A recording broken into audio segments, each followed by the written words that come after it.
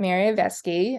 In season 2 of The Bear, they transform the beef into the bear. And you had to do the same as a production designer. So how did you approach that?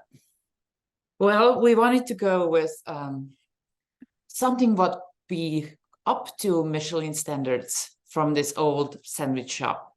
And but it still has to remind like some of the old elements of the place. Mhm. So looking around and doing a bunch of research, we decided that we're gonna save the old facade, and it's around in Chicago and all over the world, and then the rest of it we're gonna rebuild or knock walls down and put up new walls. So our big inspiration was a French Laundry, what's in California, and a Chicago restaurant called Ever, which is a Curtis Toffee restaurant. And so yeah, that was the beginning point. And the second thing what was very important was the lighting, working with a lighting designer, Andrew Werder, just to have it oscillate and ready to go, so they don't have to rig lights during it. So lighting was a big part of the entire kitchen design and the dining room design. Mhm. What kind of did the showrunners like Chris and Joanna have like specific ideas of what the final look of it would be, or is it just general ideas like what you just said of No, it was Chris was very much loved the French Laundry. That was his favorite restaurant as it looks and feels, the simplicity of that. And also with Cooko, food is the one what's gonna be the visual, the beauty in Right. it. Everything else is very simple. It's about the food and not about the restaurant. Mhm.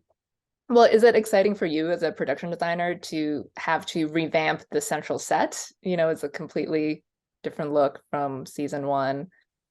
Yes, it's very exciting. Anything new is very exciting. And also I knew that what Chris and Andrew had in mind, having again a one camera shot through entire episode or half of the episode. So how can the camera roll in and out from a kitchen to the dining room, the back of the house, back in the, so how can that be smooth? How can we design around it? Like putting the linear window between the kitchen and the dining room, so you can see through and you see the action. But same time, Chris wanted to keep the kitchen action completely separate from the dining room, so the sounds wouldn't go through. So it's not an open concept, but it's still you can see the background. Yeah, you can see the depth like through the Yes. window. Yeah, for sure. I love the season 2 because it chronicles them revamping the restaurant through like 12 weeks. So is that helpful when in the story the restaurant is also a work in progress for you to showcase the changes in every episode? Yeah. Yes, it was. And I don't know if people noticed it, but you can see in the old restaurant in the beef, we actually taped it out what the new restaurant will look like. So we're with the red tape or blue tarps and things like that, where we took the walls down and everything. Yes. Mm-hmm. Well, this season also had some episodes that took place outside of the beef slash the bear, like in Copenhagen, and then in Ever. You guys actually shot in Ever, and then episode 6, Fishes, the flashback episode at the Brizzato house. What was it like designing those episodes and working on those and creating the concept for those? Well, Brazzado's house was, we knew it's going to be so much fun because the family is together and it's dysfunctional and it's crazy. And we just, it's going to be over the top.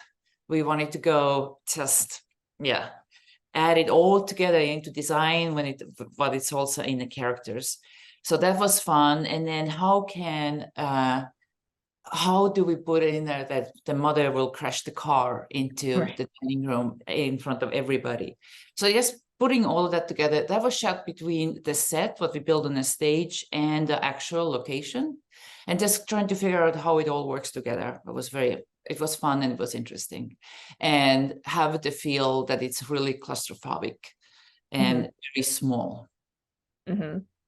Yeah, Um, well, in that episode, in the opening sequence, basically, like there's a very long scene in the kitchen, and everyone's just coming through, and it's chaotic and hectic. But the show also has a lot of close-ups too. So how do you guys go about like accommodating the space for, the camera people to be up there and the cinematography up there to capture that? Well, it's like, I think it's like usually working on a location, or you just move the furniture for the camera, or we did lots of rehearsals with camera to make sure that the furniture in the right place, that the camera can move in and out and do what they need to be doing. Couple times set dressers will just move the pieces in and out while the camera moves, and so everybody can work. Yeah. Well, what about working in Ever when it was, it's an operating restaurant? How did you guys go about shooting in there? Ever is quite large inside and spacious, so we hardly moved anything. Mm. And again, camera just moved as needed. We hardly moved any tables or pieces. Filming there was very easy. Yeah. In the third episode, Sydney, she basically eats her way through Chicago. She goes to a lot of restaurants. And like just in like 5 hours, I don't know how she does it, but what was it like picking those restaurants and working with those places and deciding where she would go throughout the day? I think that was mostly Chris's ideas, and it was like what's popular or what people will recognize when it comes to Chicago, like some of the high-end places like Publican or Kasama, and then down to Cassia's, Pierogies, or Margie's Candies. Like this is it. That was about Chicago. Like you will know and you will recognize and you will absolutely love it. How important is it for you guys, you and your team, to like incorporate like Chicago brands, even like in like the set and like the tools? Like maybe like are you using like knives or anything specific on set just to give it more Chicago flavor? We do have some Chicago designers who's are involved with this, like a furniture in a Bear restaurant. It was all Chicago made. Some of the books and stuff and smaller details, but it was very much like when we were exterior, again, going back to the visiting all those restaurants, it's like, this is Chicago, it's the flavor, and that's what it looks like, and the train and the weather, which could be very cold and gloomy sometimes. That was the main thing, but people always will know about it. Yeah, for sure. One of my favorite shots in the finale is the fight between Richie and Carmy when Carmy's locked in the fridge, and just like the juxtaposition and then the wall in between the fridge door. So what was it like designing the fridge and like that whole space just for that scene? Well, we designed the entire restaurant, and in the middle of the filming, we were already half through the season. The director had this idea to do the split screen, but instead of doing the aftermath split screen, let's cut the restaurant, or let's cut the cooler open. And that's what we did. That was the last thing we filmed, so we were able to actually cut that wall open, and so it's in real time. They are both, it was filmed with a one camera shot. We see both of them on the other side. Oh, that's so cool. That's awesome. Yeah, that was fun, and if we were able to do it, that's great. Yeah, for sure. So I mean, obviously, the lot of things unclear at the moment, but like any ideas for season 3 yet? The now the restaurant is open. Well, I feel like season 1 was all about the restaurant craziness, and season 2 we introduced more of the characters and went deeper, like who is who and what are they outside. Yes, now we have a new restaurant, and if season 3 will come back, then probably it's gonna be mostly in the new restaurant, but I'm sure there's gonna be more character development as well.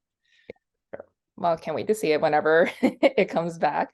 Merje, it was great speaking with you. Thanks so much for your time. We'll see you back in a little bit. Yes, thank you. Cool. Thank you.